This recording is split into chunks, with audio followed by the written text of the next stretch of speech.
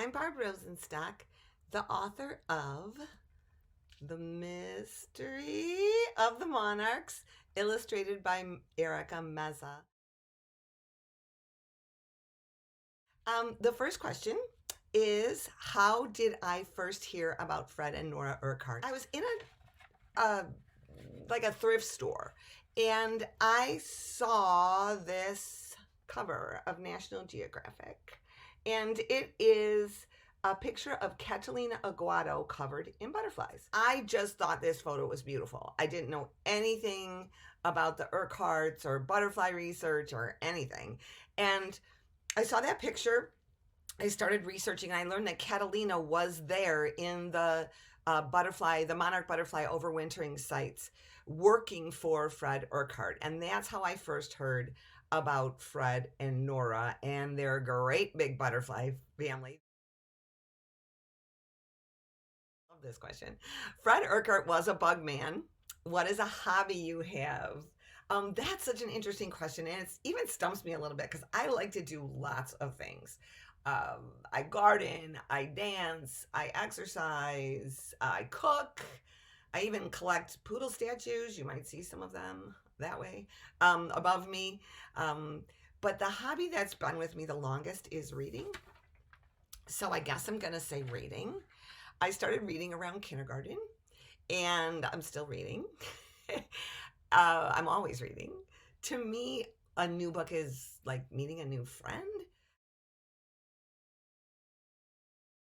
The next question is, what is my favorite illustration in the book? This is so hard. Eric did such a great job on this story, but I'm going to try to show it to you. The coolest, there's like two different ones, so I have to cheat a little and say that there's two. The first one that I just love is this whole entire spread.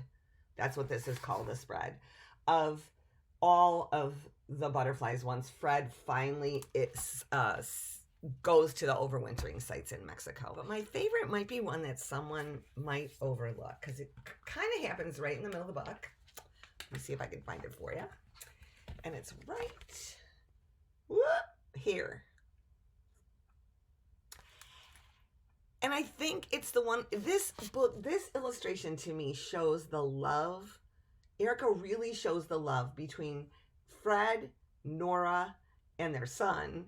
And it makes me smile every time I get to that page when I'm reading the book to kids, because Fred and Nora really respected each other, and they were true partners in science and in life.